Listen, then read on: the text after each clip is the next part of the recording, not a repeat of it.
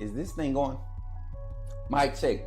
What's going on, AAA family? It's your boy, Coach Smook, here on the Coach Smook Network, your favorite Alabama insider and sports media personality, bringing you another live morning show. Before we get into the show, I got to ask you to do a few things. First, just come in and like the stream. You don't know how much that truly helps the channel continue to grow. Make sure you share it out. Let somebody know that you're tapped in here on the Coach Smook Network. And also, just make sure you're subscribed. If you're not a member of the AAA family, take an opportunity and join by typing in the chat right now, exclamation mark, AAA. Hit the enter button and you'll see a link provided in the chat. And if you need help, one of our moderators can assist you. We thank you for every future partner that's getting ready to join this family and help us continue to grow. And today, we want to invite you to get into this conversation. The thoughts are on you. The phone lines are open for you. I want to hear your thoughts here on the Coach Smook Network. Somebody type it in the chat. Say, put me in the game, Coach Smook. Let's go. Remember, when you see me in the streets, holler at me. Say, put me in the game, Coach Smook. Put me in the game, Coach Smook. Put me in the game, Coach Smook. Like, share, subscribe. You know we keep it live. Put me in the game, Coach Smook. Put me in the game, Coach Smook. Put me in the game, Coach Smook. Put me in the game, Coach Smook. Put me in the game, Coach Smook. Put me in the game, Coach Smook. Put me in the game, Coach Smook. Put me in the game, Coach Smook. Like, share, subscribe. You know we keep it live. Hey, y'all, I'm walking out of Walmart. Check, what's your name, bro? Man, my name Michael McKinney, man. I'm a true Alabama fan, and this man does a good job on his podcast. What's up, bro? Reviewing Alabama football. Keep doing what you're doing, man. Appreciate Roll that, bro. Tide, Roll baby. Tide, man.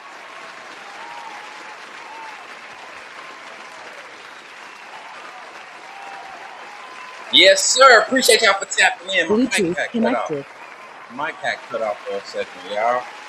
Appreciate y'all for tapping in again. Once again, it's your boy, Coach Smook. Somebody say, put me in the game, Coach Smook. Get into it. Audio, let's go, man. I don't know. It just cut off randomly. Glad to see y'all this morning. Welcome into the Coach Smook Network. We're here to talk some Alabama football, as always. Today, Day 7 of camp kicking off in about an hour from now. We'll be getting our reports in today. Well, actually, today's post-practice report will be a little bit more. It'll be a little bit less detailed, more direct. We'll be doing on the mobile because we'll be in transition, making a move for y'all. Appreciate y'all for tapping in. Though everybody pulling up, please drop a comment, drop a like, drop a subscription if you're not subscribed to the YouTube channel. And if you're on TikTok, continue to tap the screen when you first come in. Drop the likes for us. Tap that screen. That's how we get likes. And then share the stream. Share the post. Either DM it to somebody or just repost it on your page. My boy said he'll be in your town on the 4th. In my town? You'll be in Montgomery. Welcome in, Alfred. Good to see you over there on TikTok, man. Good to see all the family happening. I appreciate y'all for coming in and running up the chat rate last night. We had a crazy number of chats in the chat last night. I appreciate y'all for pulling up and doing that. Shout out to my guy Dominic for tapping in live for the Coach Smook, chatting with Coach Smook live morning show. We're going to be talking a little bit, just breaking down, giving y'all the synopsis of our takeaways from week 1. I did a full detailed report, and we're not going to do a lot of extensive conversation. I'm going to just do this report, get it cut up, and get it posted in short. So you all drop your comments as you come in. Coach Snell Gaming, I see you. Appreciate you for pulling up Roll Tide. Nieces, I appreciate you for pulling up Roll Tide, man. I appreciate y'all. I'm running the studio by myself right now this morning, so hopefully everything goes smooth. We got a lot of moving pieces with everybody getting settled back in. School's just back in, people getting back to work. So I'm having to hold it down just a little bit by myself, but we doing it. We holding it down, and we're giving you that news, that insight that you all appreciate and love so much. No call-in segment today, but you can call in and leave a voicemail if you have any questions or thoughts or takes concerning Alabama football during this fall camp season. I want y'all to take an opportunity and leave your comments and your thoughts about it. Thank you for the likes over there, Fancy. Good to see you over there tapping the screen. We talking to Alabama football. Look, tell the fam, we all roll tide over here, man. We all roll tide. But y'all know what time it is today. Let's get into the conversation here on the Coach Smook Network. We're breaking down the full week of reports, everything we've gotten. We have a scrimmage on tomorrow, and then today's practice, the installs increase. There's no slowing down. This is not scrimmage prep. This is installs. They're going to carry everything through. This is all setting up for week 1 prep. And I think we all need to pay attention to everything that's happening, that's being reported.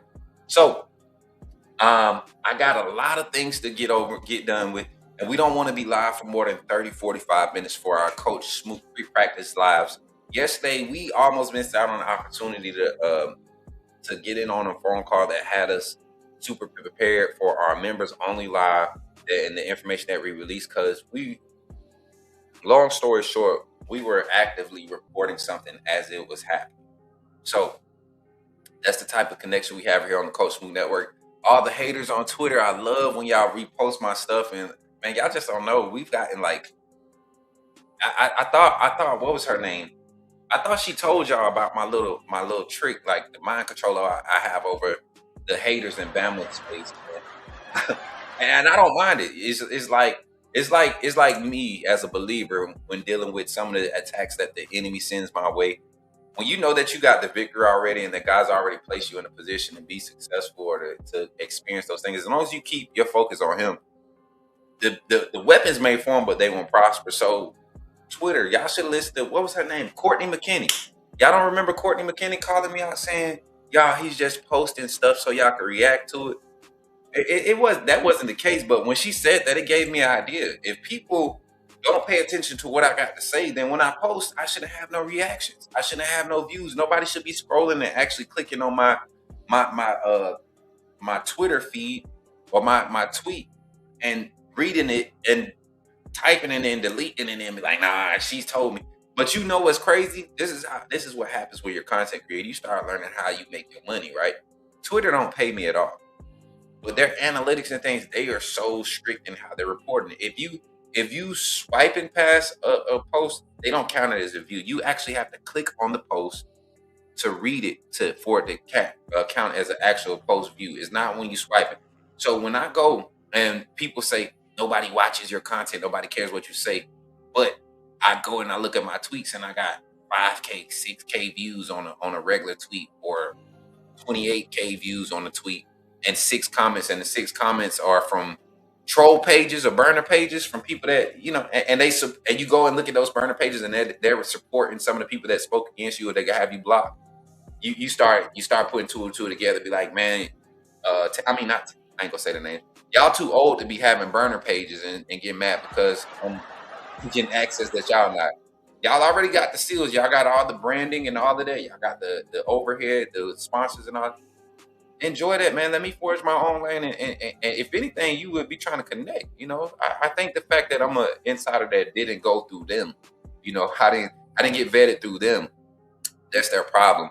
But it's funny, they report literally hours after us on things that we report. That's why I stay ahead of the game. I come on in the morning before anything happens, before practice even kicks off, and I talk about things that I know could be happening in practice that day, and we always have.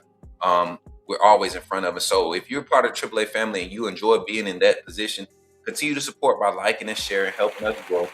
Get more people on this wave of content, because it's some fake ones out there that's trying to act like Coach Smook, and they're gonna get. I'm telling you, this industry is unforgiving. You can play under the radar and get some lucky guesses early, but the moment you start getting exposed for being fake, acting like you know something, or you done said you're gonna talk to somebody, I'm one to disassociate quick when you claim me and I know we ain't talking about it. You better ask Brody. That's I ain't got no shame in it, but I ain't throwing no shade today. Today we're gonna break down the first week of Alabama football camp. If you're ready to get into the conversation, somebody type it in the chat. Say, put me in the game, Coach Smook.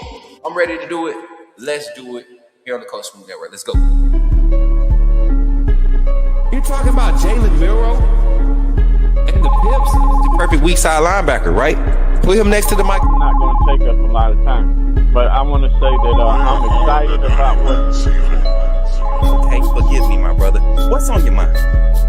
Oh, I'm good. I'm just feel sorry for all the other content creators now that we have this mega star back in our presence. All right, let's get into the conversation today, man.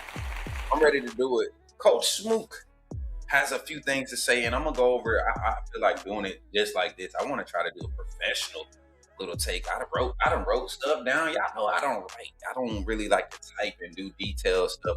I have a problem turning in my homework in school right now every week, like my classwork assignments online. I need to go to traditional school setting. I'm gonna just go ahead and accept it. I need to be back in a traditional school setting, in a classroom, at a desk, where the teacher can fuss at me, right, and make me do what I'm supposed to be doing. But make sure you subscribe to the channel. Make sure you follow me at Coach Smook on all platforms, at Coach Smook Network on all platforms, and at Coach Smook CPT on all platforms. We have all three of those handles on all your major social media platforms. Now, let's get into this breakdown, man, on the offensive side. And we're going to start with the hot topic. Everybody always continues to talk about it. So we're going to continue to break it down and give our updates and what our insight says for the offensive side of the quarterback battle. As a matter of fact, I might need to do this. Let me try something right quick. I want to try something really quick. Don't go anywhere. And where is my... Here we go. All right, so with this being said, y'all, let's go ahead and get into it. I'm ready to start. Let me see if I can do this the right way.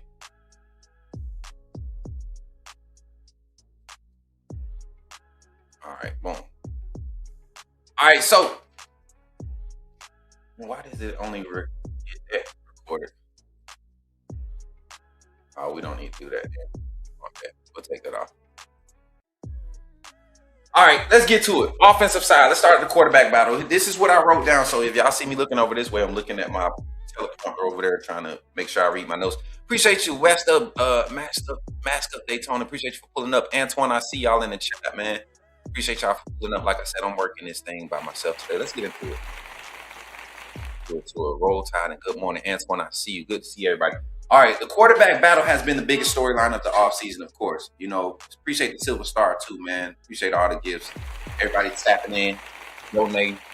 The quarterback battle has been the talk coming into fall camp, surrounding the two quarterbacks, Austin Mack, the quote unquote Kalen DeBoer quarterback. And I hate that narrative. I hate their narrative that these mainstream media personalities try to push, right? I don't think Kalen DeBoer looked at Austin Mack in that recruiting class was like, that's my quarterback. That's who I'm going to build my future with. There were other quarterbacks that Kalen DeBoer had committed or had been looking at in that class. You had 2 4-stars, Austin Mack, and I forget the other young man's name. You had a veteran guy that he had got committed the previous class. So I don't think Austin Mack was going to be the first guy on the field for Washington coming into that season after Penix left. There was definitely a competition going to be held there. I don't think they felt like he was going to be a day one starter when they recruited him, especially when he reclassed and came in the class ahead of himself, kind of to get ahead of his development. So when they say that narrative, it doesn't help the case that he should be the starter. When I look at it, I think this staff is going to strategically go off of what these players can do these next 2 days. Today and tomorrow will play a huge part in deciding who QB1 is. Here's the breakdown for the quarterback competition during Alabama's fall camp, week 1 fall camp, their first full week of fall camp. And I'm going to bring up some B-roll for y'all so y'all ain't got to just look at my little ugly face while we talk about this. Here we go. So when we think about it, I look at it and I say the quarterback battle has been the biggest storyline of the week, of the first week so far. Just a bunch of consistent reports. Most people still trying to make it seem like it's a very close battle. I have other thoughts and other reports that I've been reporting and have been very strong on this. So expect me to toot my own horn when Keelan Russell is the starter. And it's all pending. I'm talking my noise, but I really feel like he's going to have a great scrimmage tomorrow. That's going to incline the staff, going to give them more reason to believe that he is the number one option. Austin Mack enters the season as a 4th-year redshirt junior who originally committed to Washington. When Kalen DeBoer and the staff left from Washington, he came to Alabama, transferred with them. He followed. And the familiarity with the system only goes to a certain extent. You can watch something forever. Some of y'all fans that claim to know football, you've been watching football for 40 something years. I like to pick at Shep. Shep played the game of football. He watches the game of football. But when it comes to some of the football talk, I don't think he understands this new era of football concepts and things that are applied. Football is football to a certain extent, but the game has changed. If you go out, let's take it away from football. Let's talk about basketball. If you go out on the basketball court right now and you try to play like they played in the 80s or the 90s, you're going to find yourself frustrated and out of position in a lot of spots. You're not going to be used to guarding a big out on the perimeter that got handles and that could shoot threes and, can move like a small forward. If you trying to play traditional big for the 90s, you're going to find yourself not being in need. There's going to be no value for you, right? Nobody want to pick you even on pickup basketball. So it's kind of the same concept when I think about the thoughts of people's mindsets around Alabama's program and how football is played now, college football is played now. I think, and so continuing the breakdown of the quarterback battle, Austin Mack enters the season as his 4th year. This is Keelan's 2nd year. You got a redshirt freshman and a redshirt junior. Although Mack has had now 4 seasons in the system, his mechanical development has not been at the level that we've seen in a year with Keelan Russell. We have not seen his game take a huge step forward. It really took Mack 2 seasons to really get in some type of competitive conversation. And it's one thing to see that, and then it's another thing to actually witness it, or one thing to hear it and to act, and then it's another thing to actually witness it. And I said that to say this because the way that Russell has grown, if you come in as a 5-star, right? And then you come in and the reports from guys who have coached the likes of a Michael Penix, right? In recent years, and they're like, man, this guy can be where we left out with Michael Penix is where his bottom is, right? That's where we're saying. You hear other experts and trainers and developers talk about the way that the ball is delivered from Russell. And you would have to question this staff if they go away from the talent in Russell. Russell is the 5-star, former 5-star, number 2 prospect in this class. Came in, he's the first 5-star quarterback recruit that Kalen DeBoer has ever had signed in his head coach career. And mind you, Kalen DeBoer has only been a head coach now 2 for 7 years, 9 years at the P5 level, at the P4 level. So he's making some big moves.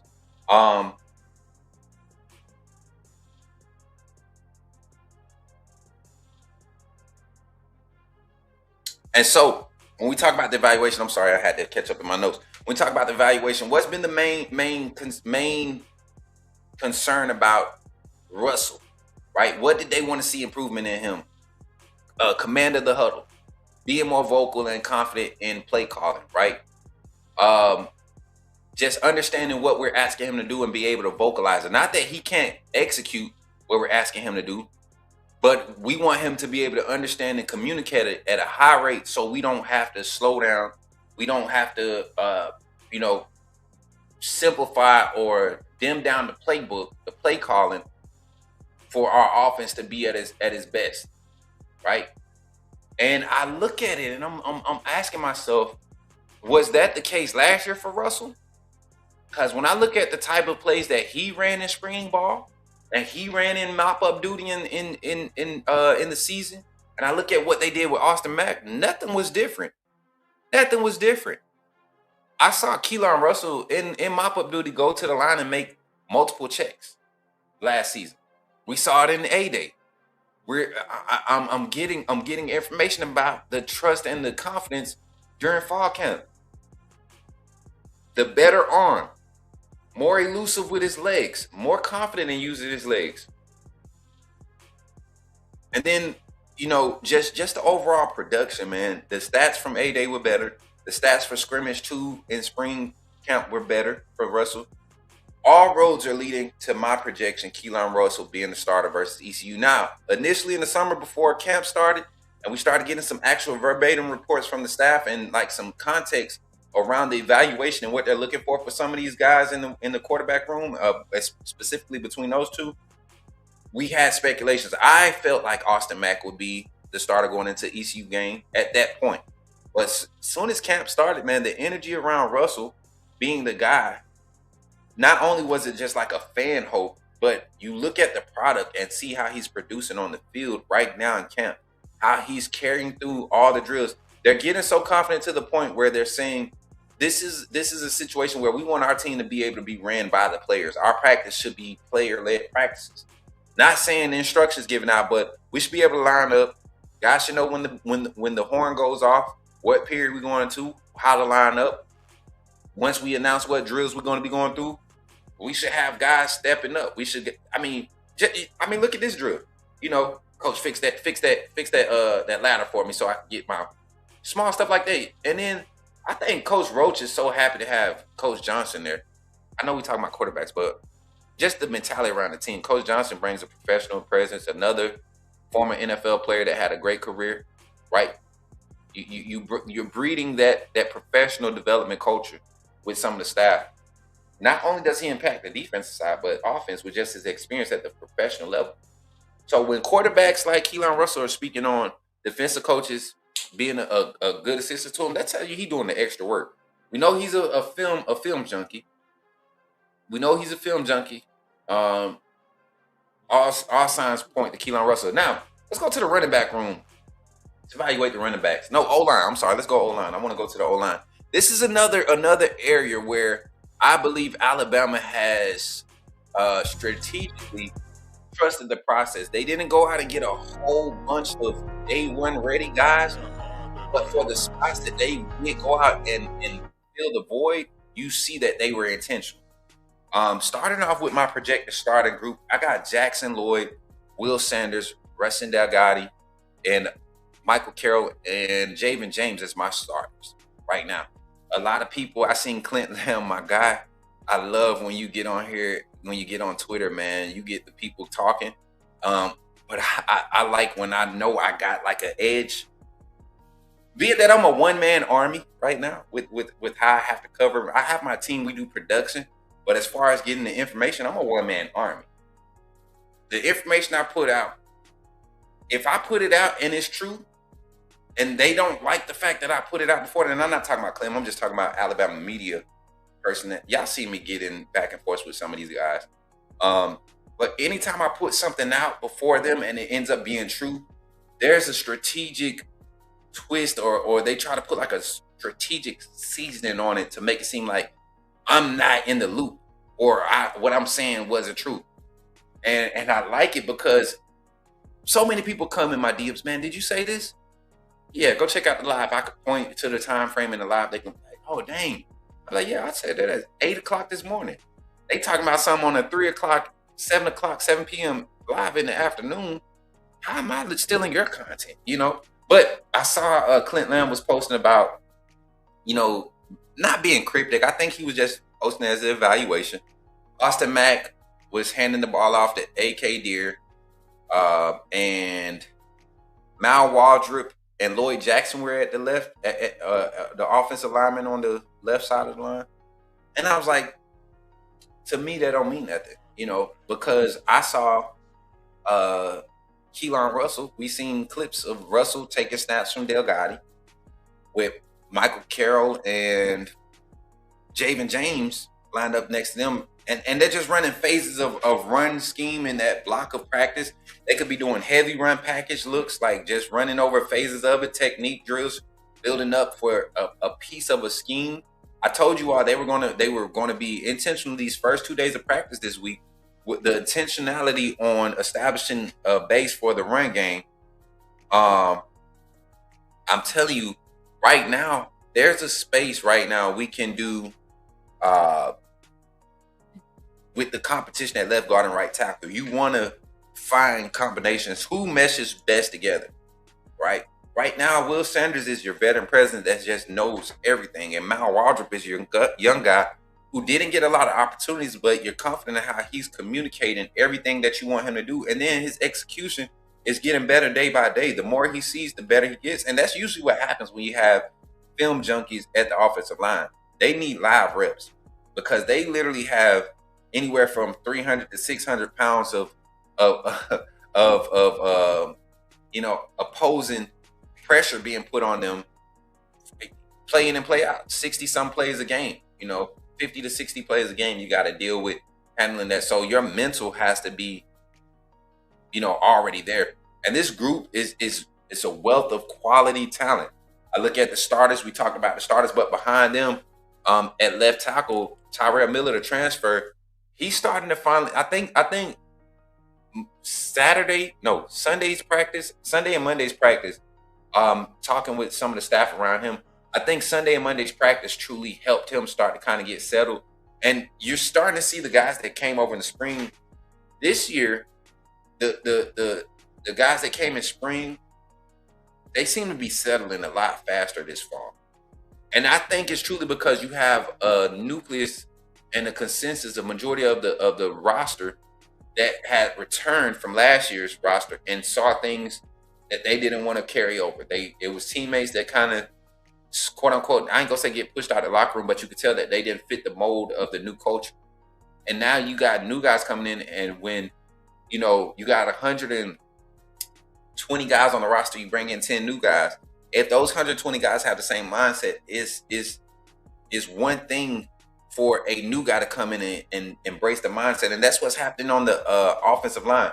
Tyrell Miller is somebody that I'm excited about. Even if he doesn't get a lot of snaps this year, I think his development on roster will help us create quality depth and competition next year.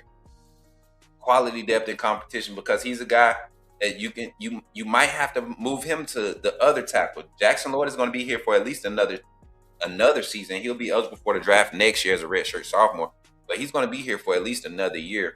And the right tackle position with Ty Haywood being basically number 3 in the rotation for the right tackle. His mindset, we've seen him leave Michigan for not having playing time. Is he committed to developing at Alabama under Coach Clem? We don't know. But a guy like Miller, I think he truly is. He only has 1 year. He has 2 years of eligibility this year and next year.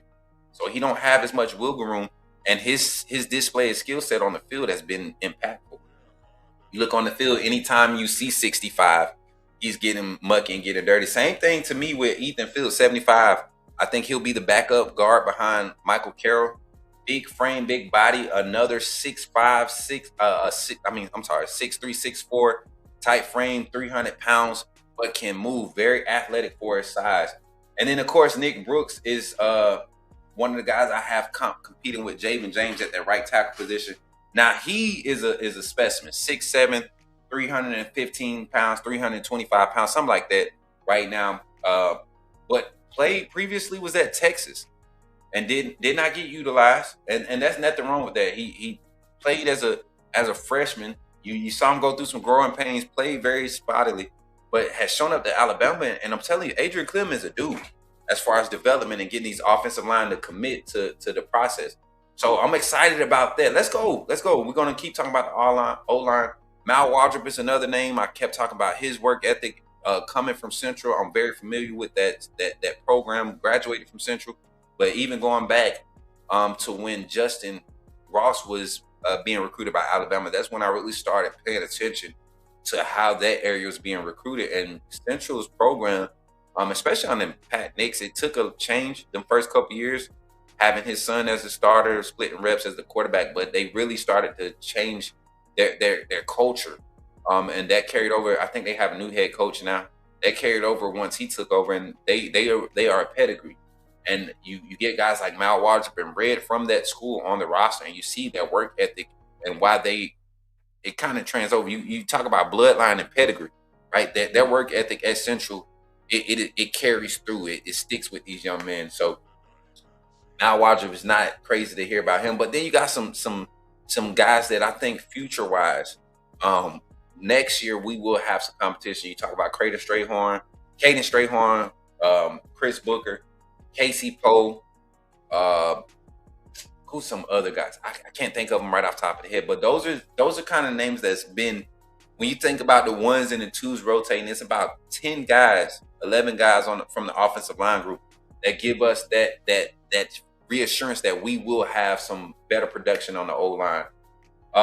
The left side to me is pretty solidified with Sanders. Not the left side. The right side is solidified to me with Michael Carroll and Javen James. But I do believe Nick Brooks will find a spot in that rotation on the right side, whether it's kicking Carroll out to the tackle and putting Brooks at guard, or keeping Carroll at guard and putting Brooks at tackle, giving him some spare snaps there. And then the same thing for the left side. I think at the left guard position, I think the fact that you have a trio rotation, availability rotation outside of the center is good.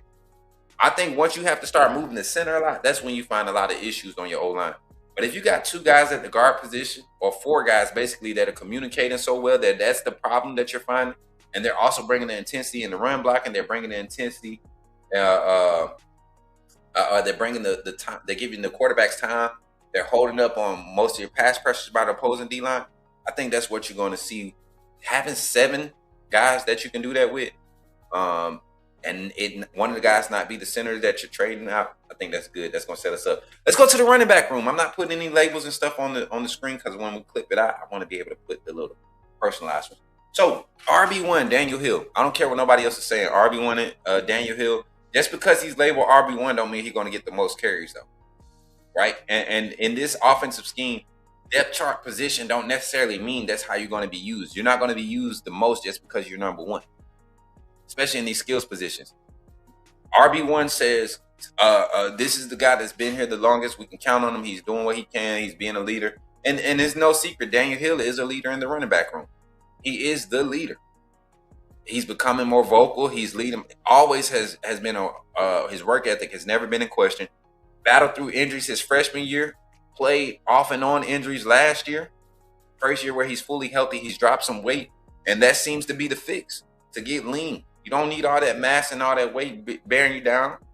Get lean, get quick, get agile. Let me get in the comments real quick before I break down the running back room. My guy Bassed Up Daytona said, "In Keelan, I trust." I appreciate you. I know this Keelan Russell is the only quarterback with a green stick on the back of his helmet. Pat, stop paying attention to stuff. Stop paying attention to stuff, and stop saying stuff that makes sense. Because when I say it, it's a bad thing. So I don't want you to get some of that backlash I've been getting. The fact that we came into full pad day, right? We came into full pads. What's this, Wednesday? So do we have full pad practice Monday? Wednesday, Thursday. Wednesday of last week. Thursday, Friday, shells. Sunday was shells. So I think you look at practice footage from Monday, and Russell was the only quarterback with the green dot. Yeah, we saw Mac, and you know what? I'm tired of y'all talking about how they coming out in order in warm-ups. Like, this is a seniority thing. If you play the cornerback position, you've been here at Alabama the longest, right? You should be in the front, and it's a respect thing in the locker room. Do y'all think Xavier Mincy is going to play more snaps than Jair Edwards? Chat in right now in the comments for my people that's in the live chat. Even if you're watching post live, do you think Zay Mincy is going to have more snaps on the field than Jair Edwards? I ask you this because you look at the lines right now. This is why I laugh when the media guys do these type of reports. Like, this is who lined up first, this and third. In stretches, that's the only time they get to see stuff for real. They get to see a few drills, but in stretches, this is where they be putting all them tweets out. And I could be on FaceTime with somebody just laughing, looking at these guys in their little box on the side. Shout out to the media guys, man. Y'all have fun. But I asked that question, do you think Jair Mincy is going to play more than Jair? Because in this line, you see Hubbard, you see Mincy, you see the freshman in Jair Edwards. I know for a fact Jair Edwards is a part of the rotation, right? He's part of the game plan. And when we look at it, I'm gonna say it like this: just because they're lined up like this, don't mean that don't have nothing to do with how their reps are going to be divvied out. And I can't wait till tomorrow. I can't wait till the scrimmage, and we get to actually put some things on record about what's being reported from the competitive stage of this fall camp, I can't wait. Let me get some more comments, man. But I did notice that he was the only one with a green dot. And sometimes I'm gonna just be honest, Akeem.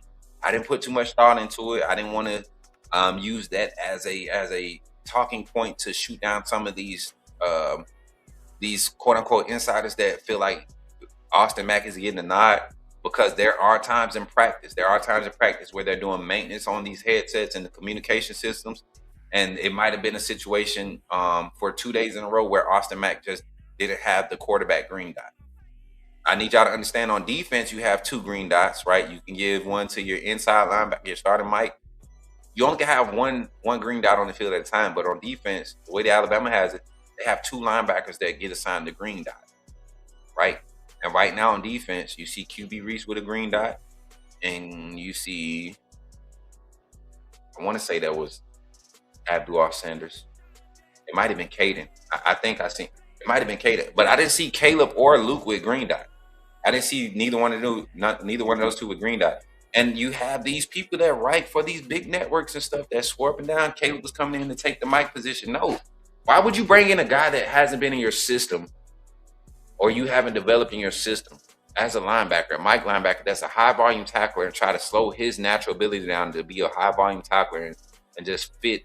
Why would you slow him down by trying to make him be in charge of getting the defense set when you got a guy that you've literally developed from his freshman year? Everything he knows about being a collegiate linebacker, that's who I would give my green dot to. And I feel like that's why Chuck and Kane Womack did that with QB. That's literally their prospect that they developed. Zay Griffin and Abdul Sanders, I believe, is the future. And we're going to talk about those freshman linebackers. I got some good insight and some good clips from some people. Bama Gump, Roll Tide, good to see you in the chat. Blunt Conversation, good to see you, man. You ain't been around here in a minute. What happened to you? You been hiding? Blunt Conversation, you one of them too, man. Let me show you. I think I had you over here. I think you was over here. Wasn't you, Blunt? Was that you? Nah, that wasn't you. That wasn't you. My bad. I don't think that was you. My bad. I just ain't seen you in a minute. Good to see you. What's up, Big Bama? Good to see you in the chat. My brother, Roll Tide. I appreciate y'all for real. It's one of them things, like, I know y'all could be anywhere on any other platform, but we on a full breakdown. Flossy Sports, good to see you, my guy, Roll Tide. I'm going to get over there on TikTok too, y'all. I'll just have to get the majority of this breakdown down. We done with the off. Oh, did I talk about the tight ends? You're on the running backs. I started talking about defense. I see my ADHD bad. I be bored. I just love talking about Bama football. And when I have moments where I don't have to report on something specific, I just bring the conversation and get the road. You got to think Poe is going to be on the move if he doesn't play. Nah, there's not much value for him in the portal. It's a reason why he's continued to stay at Alabama and develop. And I'm not throwing no shade. There's prospects that got overrated in that 24, that 25 class, 23 class, that were at Alabama because of Alabama offers. They got a lot of padded ratings. And this is what I talked about. I talked about the staff that Coach Saban had together.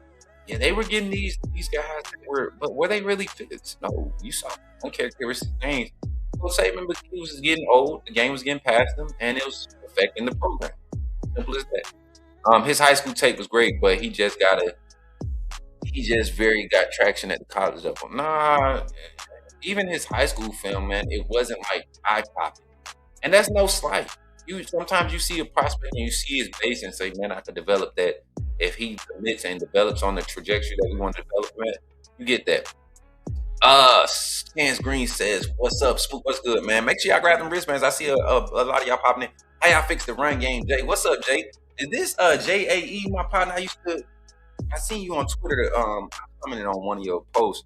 I seen some of the comments in there. People talking about the offensive line group, and I don't like to see people I rock with get led. So if they ever come in, it may seem like a slight, but I know y'all be getting y'all stuff from the mainstream guys, and that's all. Yeah, my boy. Yeah, I'm here. Poe was moving folks in the NC. Oh, you talking about on the game? Probably. I tell you what, he got his work cut off for him right now with Terrence Green in London, and Jeremiah and Devin. They give him everything he can handle right now in camp. Right now. Which is why I believe they're working it. They feel so confident in Gotti. They want to give Poe an opportunity. He's been there. Strayhorn is new, right? I'm telling you, Strayhorn is a year of development. He's gonna be that. He's gonna be that. I think he'll be the next up at center. Poe is just after so many years, and we said the same thing about Danny Lewis. He may have one more camp to prove himself. Danny was able to get healthy this spring and then come back in the fall and get right. So appreciate y'all for tapping in the comments. Let me go to TikTok real quick before we get back into the conversation. Jimmy, what's good? James was at Mississippi State. Nick Brooks was at Texas. Yeah, I said that. What it do, Mr. Motivation? Roll Tide, man. Everybody on the TikTok side. Nick Saban Jr., Roll Tide. I see you. Roll Tide Maniac number 5. I see you, Roll Tide. Y'all keep tapping that screen for your boy. We got any gifts, T-Dog? I see you. What's good, man? No time. I see you, little Malibu. I see y'all over there tapping that screen. Everybody asks me, how do you talk so long about one thing? I'm passionate about it. But let's continue. Running back room. We talked running back. We talked quarterback. We talked O-line. Let's talk the running back room. I started off with Daniel Hill, AK Deer 1-2 punch. I do feel like AK Deer will get the bulk of the carries when it comes to traditional handling. I do think that. I think Daniel Hill will be utilized in situations where you want to give off play action, RPO looks, any time a running back can be utilized out of the backfield. Daniel Hill will be your number one option. But traditional running, getting the zone scheme, the inside zone, the perimeter run game, I think AK Deer is going to be your guy. He provides the versatility. Every run style you want power run, he can bring that solid. You want somebody on the boundary to give you some shiftiness, explosiveness. AK Deer is that. And then right behind them, I know everybody wants EJ Croyle to be the guy, but I think this staff loves Trayshawn Brown. I love what he does. I think if I was to devise the roster right now, it would be Hill, Deer, Brown, and EJ, and that would be a quality load bearing for all of these guys. From the traditional handoff standpoint, if we're going to hand the ball off traditionally 24 times in a game, there's no reason why Daniel Hill shouldn't have 12 carries. There's no reason why AK Deer shouldn't have 10 carries, and then Trayshawn and EJ should, even though they may not get 3 carries or whatever, they should get at least 6 snaps and 1 carry apiece. They should get opportunities to be in the passing skills because both of them got great hands out the backfield. Both of them could do create explosives in the open field. As you can see, Kevin Riley, and this is funny that I'm glad this clip came up because I want y'all to even see the technique. You see, Daniel Hill doesn't come up level and balanced when coming up to do this drill. This is a pass pro build, being assertive, attacking the block, right? Attacking the point of contact, getting your base set, square up. Good job, Kev. You see them chop steps that he came? He didn't come in leaning forward. He gets his base, gets settled, gets a strong wide base, gets balanced, and then uses the force from his lower body, generates that force through his arms, through his upper body, right? It's not just arms. Solid base, quick hands, violent hands. AK Deer coming up, pass pro. You see how that first jab, he leaning in? That's how you get overextended. That's how you get out of position. That's how a defensive end slips you. Or pass rusher, edge rusher slips you. Swim move on you. See how he kept that space and let the defender start pressing? We meeting at the point. Daniel Hill, same thing. Overextended, but he had enough strength on that front foot to replant and get his leverage back. Look, boom. I can't freeze it. Hold on, let me go back. I like this. Boom. That spot right there. Kind of overextended there. Right? Checked out for that, and then now he's going to, because this is just something that we had. You have him come up and help chip on a block, and then a delayed blitz come off the edge, and they couldn't recover. This is what it's helping them do. And then Trayshawn, like I said, look. That was probably the best rep. That was the best rep out of the group so far. That was definitely the best rep. come up, the feet still moving in place. Quick feet. Quick his feet chop in place. This is why I'm excited about him. He's willing to do it all. Oh, feet never stopped moving, never got outside his frame. Now you see EJ, you see him get overextended. Get overextended, and then you kind of rush through the process to transition to that second block. It's just young running back stuff. Look, you let him get up in your cushion, and now you can't get the block. Now this guy, I do believe Khalifa Key, second and one, on the one. If we don't do nothing else with this young man out of the portal, that could be his job. That could be his assignment. Let's go. That's enough for the running backs. I think the rotation is solid. Daniel Hill, right now, RB1, AK Deer, RB2. I think right now you got Trayshawn and EJ as number 3. And Kevin Riley is your versatile change of pace guy. Auxiliary. It don't matter where you put him on the depth chart. You know that you can reach back and grab him and rely on him to do the job at a high clip. Tight end rooms. I'm going to go through the tight end room quick because there's so many of them, but there are 4 in particular that I think we're going to hear a lot about. Number 1, Caleb. Number 2, Josh Ford. I think interchangeable as far as who's first and who's second. I think they're on the field together a lot more than you could see one out there by themselves. 12 personnel, I believe, is going to be a huge formation that's utilized this season. But you got Josh, you got Caleb, who are going to be the bell cows. But Danny Lewis, every day has been a positive report from Danny Lewis. And it may be because it's so much youth past him, under him, that what he does on the regular can be highlighted and kind of on one of those things where you're like, oh, he's getting better, but it's really just him being a veteran guy, right? And then the 4th name, Marshall Pritchett.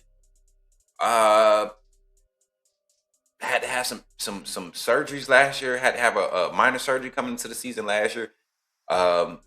Even before Caleb Edwards showed up, he was in spring, was showing some huge promise in spring. There was even some talks about him, possibly getting some of the role that Caleb Edwards got last year, with Josh Cuevas in the room. So I expect Pritchett. But Jay Lindsey is that last name that I think is going to round out this tight end rotation as far as utilization, like actual impact utilization, in-game utilization. And we're going to see a different type of prospect or production just from the tight end room alone.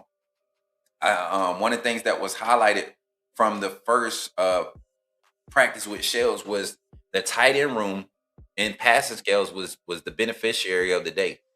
A lot of explosive plays, game changing, quote unquote, momentum changing plays being made by the tight ends in the first padded practice. And our favorite group, the wide receivers, y'all.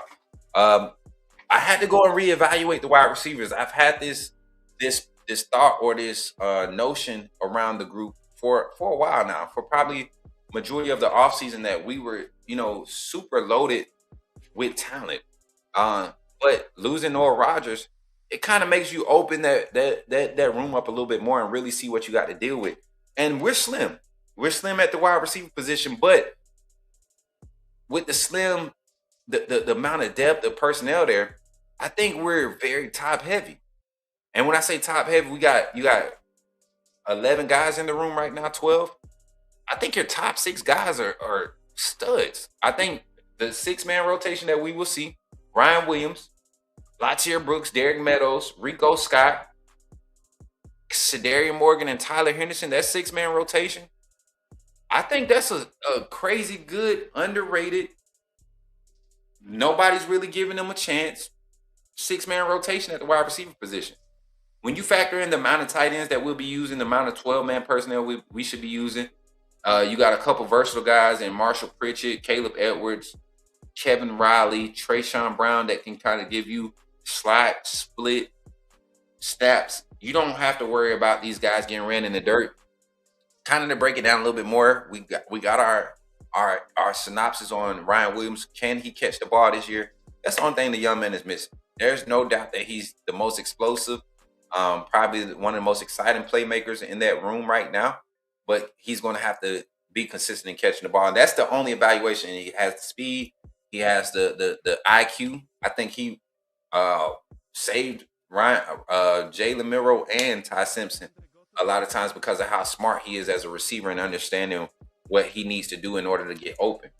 Behind him, Latier Brooks, I believe, will be the beneficiary of Ryan Williams be such a targeted asset to pay attention to and account for defensively for opposing defenses. Derek Meadows, I truly believe there's a mismatch problem brewing, right? How many teams are really going? It's about the quarterbacks even utilizing. You know, Derek Meadows is a mismatch problem. 6'7", 225, running a 4.49, 4.51, that range. That's a problem. 37-inch vert at 6'7", 39-inch vert at 6'7" is you can't compete against that. You can't beat that. You can't. You need a 6'5" corner. You need a Dejon Lee to compete with a 6'7" wide receiver that runs a 4.49 or 4.51. I'm telling you right now, man, the wide receiver room, it may not be a lot of names, but we are top heavy. Behind Derek Meadows, you got Sedarian Morgan, 6'4", 225. That's a matchup nightmare. We saw Julio just dominate at that size, 6'3", 210. Jeremiah Smith, 6'4", 220. You see those type of prospects dominating. Sedarian Morgan, he may not be a 4.4 guy. He may be a 4.53, 4.54 guy. Not no crazy breakaway speed, but a strong runner. Terrell Owens type energy. The fact that he come from the same city, the same town, grew up in the same town, it's like the second coming of T.O. The young man is built, man, a specimen physically. And then to match it with the skill set on the field, he's gonna be a problem. And then a surprise coming out of that group, Terrell Henderson, the transfer. I know we excited about Rico Scott. Rico Scott has been my favorite receiver since his recruiting. He was actually one of the first recruits that reached out to me through text, not DM, through text. I expect big catches from him. I think Rico is your possession guy. You want a first down, you want a touchdown, get Rico Scott the ball. And then Tyler Henderson. Tyler Henderson is the guy that I said is going to finally give us another vertical threat option, meaning with his speed, and I mean straight line speed, he's one of those burners, track guy. Had his 2 years of experience in JUCO. I think that's always good for guys that don't necessarily enjoy the classroom, but have space to develop. The main thing with him though is trying to get some mass on the frame, trying to get some meat on them bones, because he's 6'1", about 160, 175, 165, 175, where Ryan Williams was.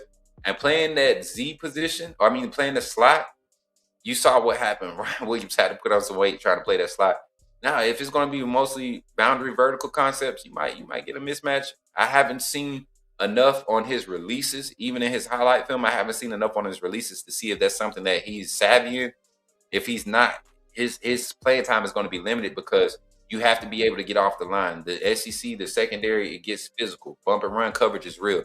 Shout out to the 32 people on the YouTube chat. Before we continue, I need y'all to run the likes up on the stream. We got 32 in the chat right now, and we only got 17 likes. Likes are free. Subscribing to the channel is free. We definitely need you to run them likes up. So if you're here, please run the likes up. We're going to take a quick infomercial break here. That's the breakdown of the offense. Wide receivers, running backs, tight ends, offensive line, quarterback. That's week one breakdown. When I come back, I'll give you a kind of final closing on how the offense looks. And then we're going to go through the defense, because we talked about defense so much last night. It shouldn't take us that long to break down the week one evaluations of the defense. I just wanted to touch up real closely on the offense and kind of let you know give you some names. And wait, before I do that, I forgot to talk about my freshmen. My freshmen on the offensive side. Y'all got to forgive me. I get too excited. I start looking at the time and be like, man, I done went way too long. Like the preacher do. Anyway, but I look at the freshman, man. Maurice Mathis is 21. You're going to start to see him. You're going to start to see him get a few more opportunities, because Noah Rogers' recovery is not guaranteed that he's going to come back and be able to play immediately. He's going to have a lot of time to recover, and then his staff, they're invested in him. So you kind of expect his presence to be there, right, for the future. get him healthy, 100% healthy, and carry him over, because you got a chance. You might lose Ryan this year. You might lose Rico. You might. Somebody might not like their playing time. It's a slim room. So I think if everybody was to come back next year with the 2 to 3 prospects, wide receiver prospects that we're going to sign in this class, I don't think it'll be a too crowded of a room. We have the roster space right now with everybody's transitioning up. But Mathis is one of those guys that we're starting to hear those conversations about. Could he be a freshman that gets some opportunities, whether it's mop up or not, and then kind of capitalize on those opportunities and show that he's ready.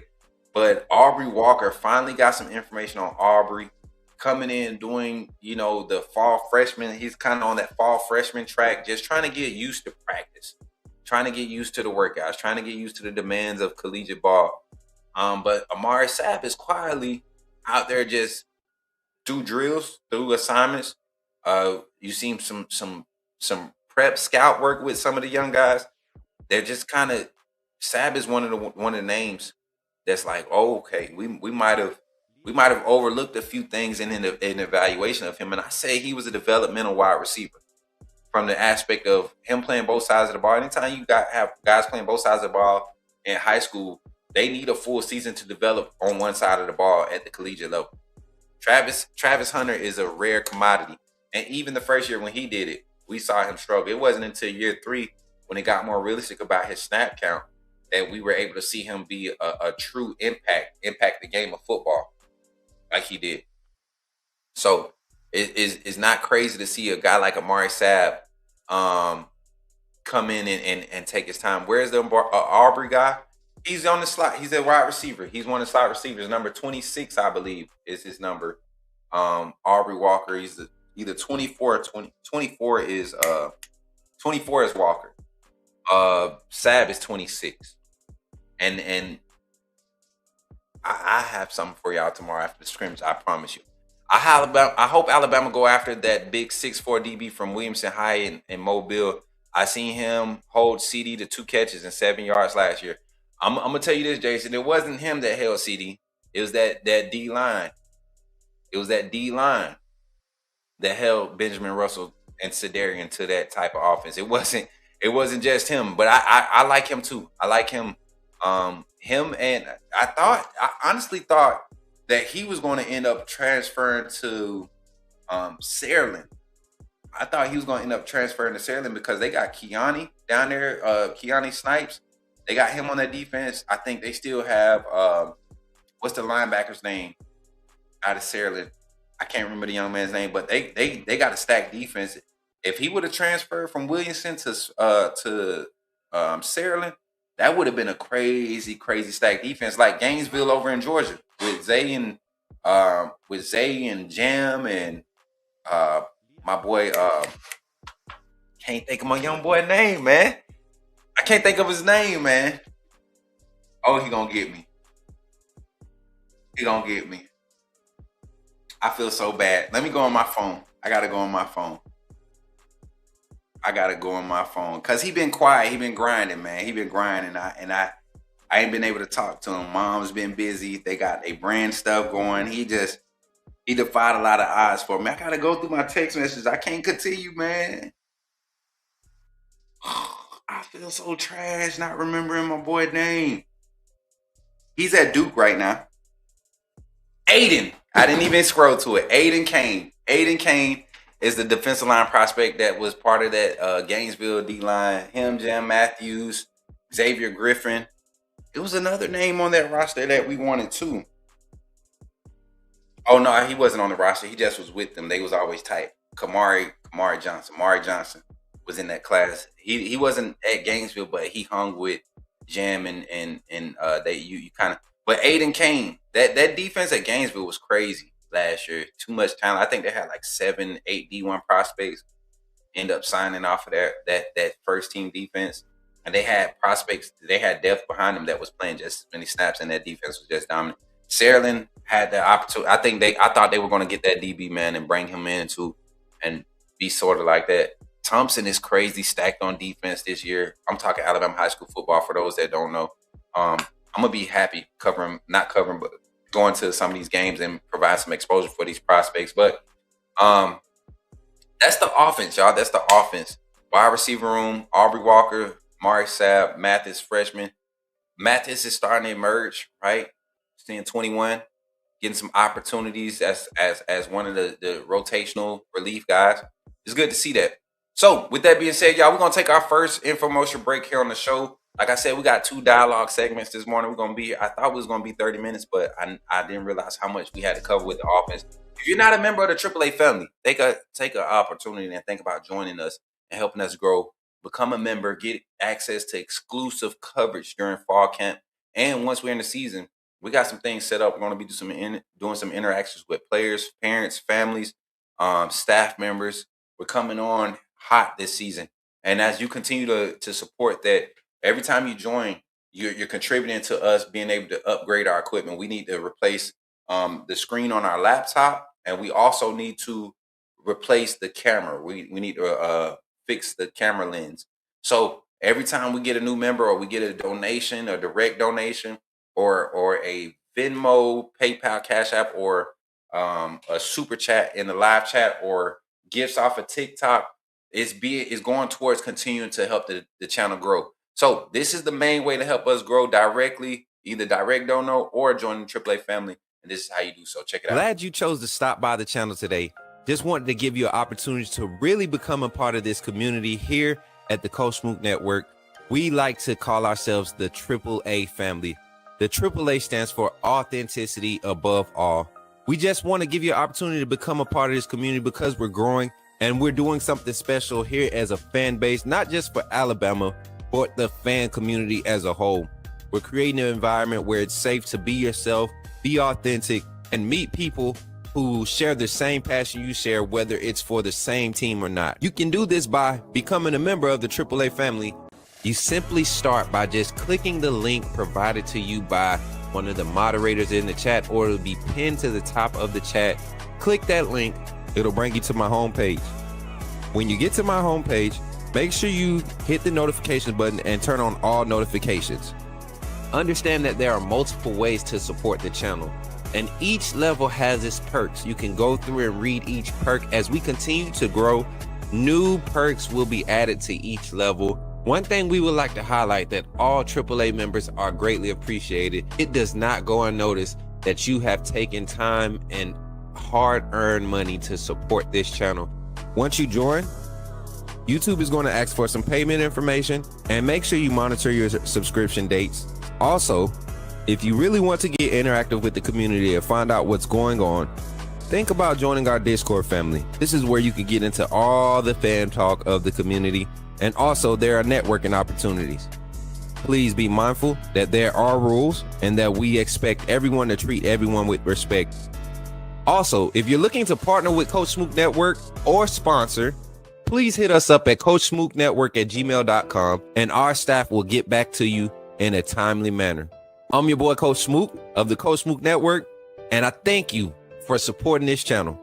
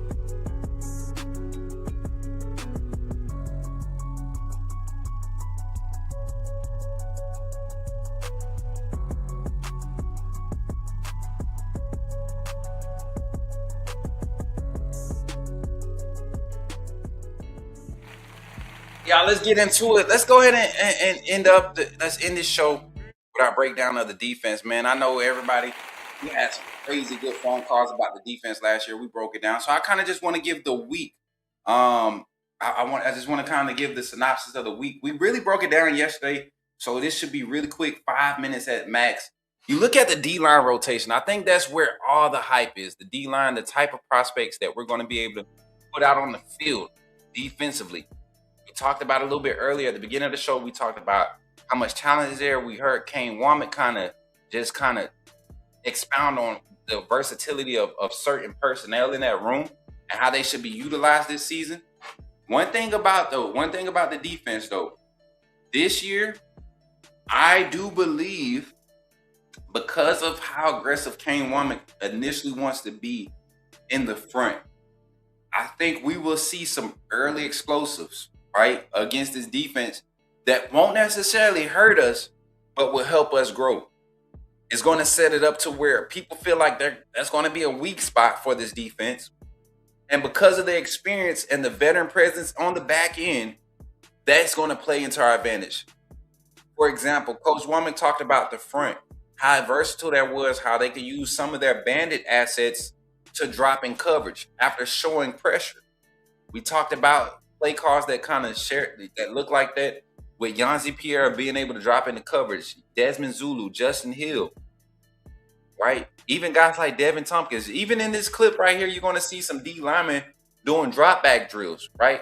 And it's funny watching these big old 6'4", 6'5", 300-pound defensive linemen backpedal, but you see the athleticism. And you don't need them to be moving fast when they do it. As long as they ain't stumbling, brick foot, and heavy-handed with catching the ball, you get excited about stuff like that. You can see the quality of product in that room. So I look at the roster of the D-line, man. We talked about it yesterday. My projected starting group entails the bandit being Devin Tompkins. I think your two interior guys at your tackle and nose tackle right now. You start off with London Simmons, Jeremiah Beeman, with Terrence Green being a close 1A, 1B guy for either one of those positions. And then Edric Hill right there behind them. And then starting at the Wolf position, I think that's where you see Yanzi, Justin, Desmond, right? That three-man rotation heavy. I think Desmond and Justin will probably split reps with that position. I want y'all to think about the type of rotation we saw with Will Anderson, Dallas Turner, Q Braswell, Drew Sanders, and Q Rob when those five were on roster together. And I want to say that was 2023. 2022, maybe? Was it 2022? It had to be 23. Because Turner went to the draft in 24. The year Coach Saban retired, that's when Turner. So the 2 years before that is when that crazy roster. So 22, 23, that's when you had that crazy group of edge rush talent at Alabama. And I think right now, Desmond Zulu, he's like the Q Braswell of the group, right?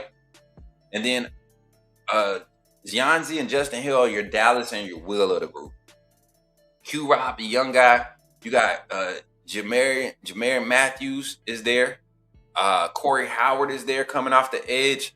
It's a lot of edge rush guys on this roster. When you open the play or when you look at the roster, you're like, how do we not get to the quarterback with these personnel that's available? How do you not get to the quarterback? And then to my surprise, well, not to my surprise, because these guys did it at the high school level. You got young guys like Zay Griffin and Zay Hall getting thrown into some special packages and giving rushes off the edges or dropping in the coverage off the edge. Two guys there that are going to be future inside linebacker assets. I think Zay Hall might transition to the edge, depending on how the recruiting classes go over the next few years. He brings edge build type energy. But you love athletically what he and Zay Griffin could do in the middle of the field, in the middle of your defense. You love what they can do. And I think because of them, the linebacker core from the freshman class, Corey Howard, Xavier Griffin, Zay Hall, the D lineman, Nolan Wilson, Malik Franklin, who else that came over as freshmen? I think right now, the freshman group, you could put a freshman scout team defense together and get some quality reps against first team offense. Imagine Jordan Edmonds, Zion Gibson on the boundary. You could put Rael Kelly at safety.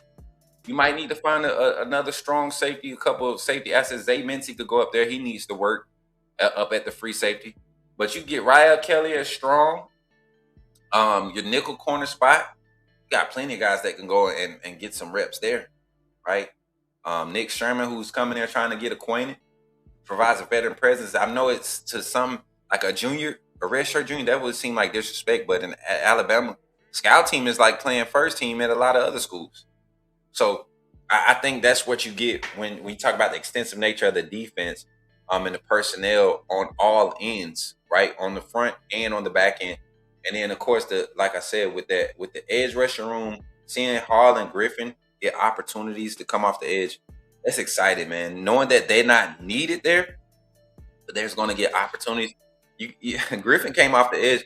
I wouldn't be surprised, y'all, if Griffin finds himself maybe on the depth chart. He probably won't be listed as number 1 or number 2 at either of the positions. He might be number 3 at the mic. But I guarantee you there'll be some speed rush packages. But between Griffin, Hall, and Corey Howard getting some chances at Bandit or Wolf off the edge, those are young talents that when you just want to have your veteran guys on the sideline and want to talk to them and get in their face and give them direct like instructions. This is what I need from y'all, momentum, so we can create momentum changes. This is what we're going to look. I'm going to draw it out for you and explain it to you. We got about 45 seconds to go through this and explain it. I could throw these freshmen out there, and I'm not concerned about them executing at a high level. That's what I get from this freshman class. So we discussed the defense in detail yesterday. I kind of just want to highlight some of the things. I told you all that I would get some intel on Aubrey Walker. We did get to have a conversation about that. Y'all asked about Duke Johnson yesterday in the chat. Duke Johnson is continuing to develop. I don't think he's behind the power curve anymore. I think he's finally on track. And because of that, like, the quality of depth in the inside linebacker room might see a shift as far as utilization and load management. You have a young room. Right now you have 4 inside linebackers that you're truly confident in. You got Duke Johnson trying to kind of climb the ladder. Caden Jones I don't know what the deal is with Caden Jones. They love him. I guess they love his work ethic, but maybe schematically he just don't fit. I don't know what else. I can't wait to see what happens in the scrimmage of how he performs. But what else would you need? To me, he's a solid rotational piece for the strong side for the same linebacker. He's a solid strong piece. And shout out to the guy that came in. I found out where you got your little roster intel from, OurLads.com, and that's my fault. I told y'all OurLads.com. They usually are pretty in tune in projecting these. Our lads is pretty in tune with projecting some of these rosters, but they put theirs out at the beginning of fall based off what teams release on the roster, like their rosters. They don't necessarily go in and get intel of like, hey, who's starting here? They say this guy was a guard at Texas, he transferred to Alabama, he's gonna be a guard at Alabama. That's what they do. And they say, well, he's had more years at this spot, and now based off the spring game, he was there. Well, what they failed to do for Alabama's roster was factor in the fact that we had guys that were not available during spring that were injured. And I'm gonna show y'all real quick. Or I'm gonna bring it up. I ain't gonna show y'all because I don't want to get a copyright. I didn't know we was getting copyrighted for showing still frames. Having to attest to them. So, like, on the roster right now, our lads has, on the defensive side, they have Caleb Woodson at Mike linebacker. And then they have QB Reese and Luke Metz at Sting. And it's not the Sam line, it's not a Sting. It's not called the Sting. But it's called the Sam. Anyways, I see where you got your position name from, but also your projected depth chart. I don't even know where he is. He came in the other day talking like he knew some inside scoop or something. And he went to our lads. He literally went to our lads and used that roster, because I go to our lads and I even look at, they have Ja Latham starting at the Bandit, and we know that's not true. Bama fans who know the roster know that Ja Latham is not the starter. It's either going to be Devin Tompkins or Desmond Umeazulu. Based off what the offense lines up in. That's a fact, right? Devin Tompkins. And then on the Wolf side, they have Xavier Griffin and Jan Matthews. Jan Matthews is one I've seen him on the roster as a bandit, not as a wolf. And he also plays some two technique. He does play some 2 or 3 techniques. So yeah, that will make him a bandit. So I don't put too much value into what our lads has. They do have the positions correct, but not the depth chart. And if that's what you're going off of, you're going to be confused, because even Carmelo O'Neal being behind Dijon Lee, I've seen it work the other way. I've seen where Chuck has been on that Dijon side and Melo has been behind ZB. Same thing with Jordan Edmonds. I've seen him on ZB's side instead of Dijon. Same thing with Dre Kirkpatrick and Ivan Taylor. I've seen Dre kind of be the replacement for Bray, more so than a replacement for Keon. But we know that all of those positions are kind of interchangeable as far as their assignments, what they're being asked to do. So when it comes to the depth chart, that's why I tell y'all, depth chart doesn't really matter in most spots. Deron says Sting is a run play. That's what I was trying to tell that dude. I wonder who that was yesterday. Sam, what's good? Good to see you. I see my first Twitch comment. Appreciate you for pulling up, man. Roll Tide in the chat. But that's the defense. Back in returning 5 starters, all the talent there. Deep. I think anytime you can get 2 deep at each position in the secondary, you got a good quality group of depth availability sitting there and set yourself up for success. Especially like when you're 2 deep is you're not playing a guy at right corner because he's only good at covering the right side of the field. He just fits right now. But you feel like if you had to get push to shove and we got to go, man, I got like 6 or 7 guys that I could leave on islands and live with what production they give us. They're going to win, 7, 8 out of 10 reps. And you can win games with that type of production. So that's the defense. And then special teams, like I said, Adam Watford came over out of the portal as a punter. Alex Asparov struggled last year. It's kind of a foregone conclusion that the portal guy is going to be the punter. I finally got some intel on that. And then Connor Tati and Lorcan Quinn, there's a serious competition there. But my guy Cornelius, I don't know if y'all remember Cornelius. We had him on the show on his signing day. He played at Northridge High School right outside of Tuscaloosa. Cornelius is a character for one, but y'all remember he had his graphic saying 5-star kicker, right? He brings a little swag to the position. I wouldn't be surprised if we're struggling in the kicking department, Cornelius gets an opportunity, makes a 25-yarder. Bama fans are doing the whole sarcastic cheering thing, and Cornelius does a whole celebration. Like, I feel like he brings that type of energy. We need something like that on the roster at Alabama. You need a personality from the special teams, because Will Riker had his own personality when he was there. J.K. Scott had his own personality while they were here. And it helped the special teams. When you got a punter that could give you 4 or 5 seconds of hang time, right? 4.6 seconds of hang time, and the type of speed that you have at the gunner position, shouldn't be a lot of punt returns. And if guys try us, we got freaking headhunters on the roster that aren't playing primary defensive snaps that should be getting the opportunities on special teams to go and create special plays. Punt return, kick return right now, you see a lot of guys going back there. I saw Dijon Lee back there. I saw Rico Scott, Ryan Williams, Latsier Brooks. I saw who was the other defensive back that was back there? I think it was 24. Whoever 24 is that Rael Kelly? I saw him back there. I think those were the main ones. MJ Cherrigan 23 was out there.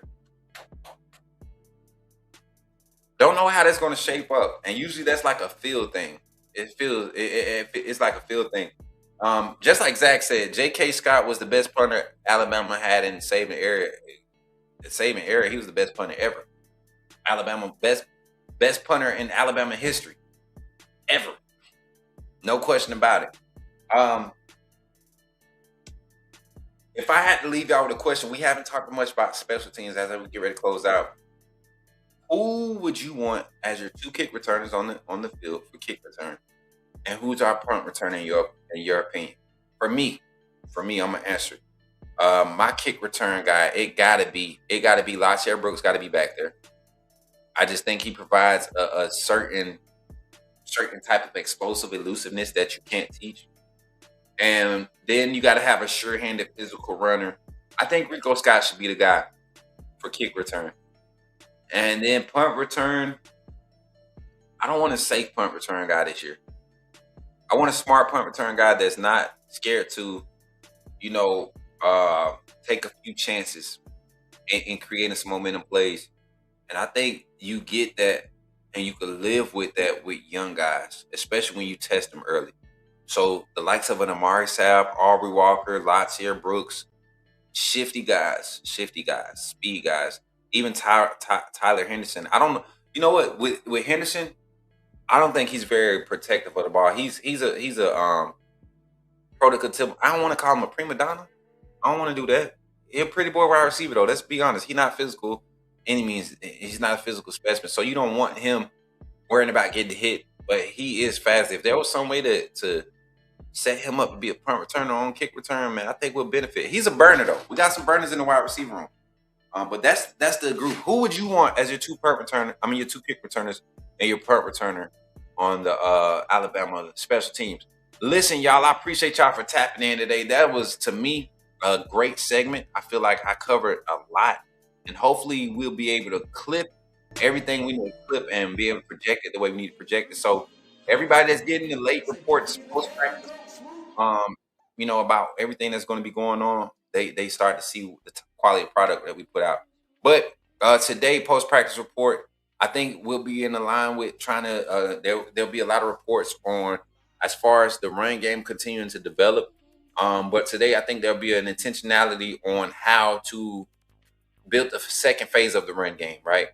The RPO, the jet sweeps, the counters, the tight end around is something that we're going to see implemented. Tight end getting handoffs, yes. The tight end around, end around is going to be a play that I think will be utilized this year with some of the skill sets.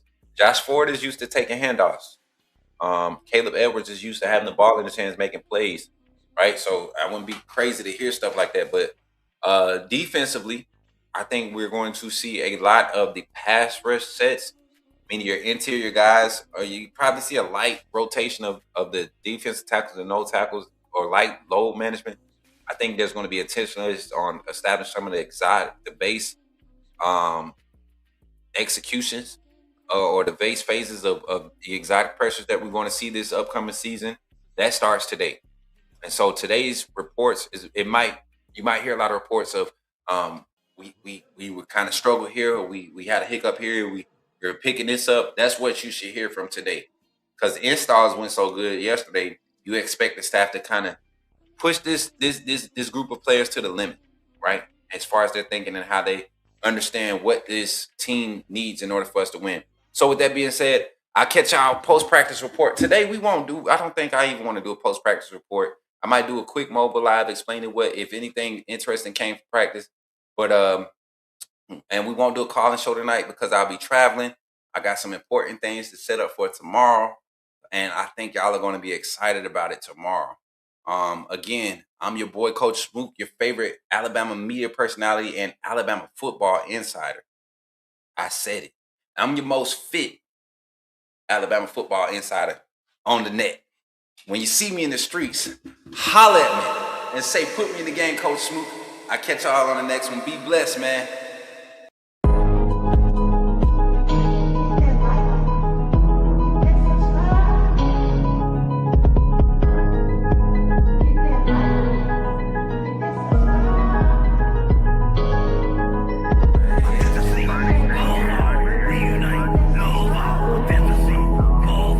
Reunite, no, authenticity,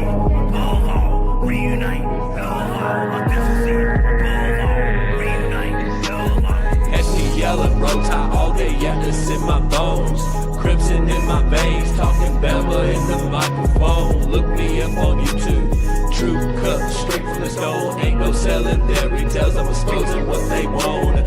Alabama football, yeah, I live it, yeah, I bleed it. From the streets to the bleachers, every angle, yeah, I see your film. Study so militant, I ain't guessing a thing. Break it down, every snap is like a coach in the team. Authenticity above all, that's where I stand. If you ain't a real fan, you'll fail with the fan. They tried to box me in, and I keep the dough off the frame. Turn the pressure into power, put my stamp on the game. Put me in the game, coach, in the game. Put me in the game, coach, Smook, that's what they saying. Put me in the game, coach, in the game. Put me in the game, coach, that's what they saying. Players and the staff are pulling up right now for today's scrimmage. Coach David Ballou in the front. Y'all can see everybody pulling up, man. And boys over there, look at Deontay.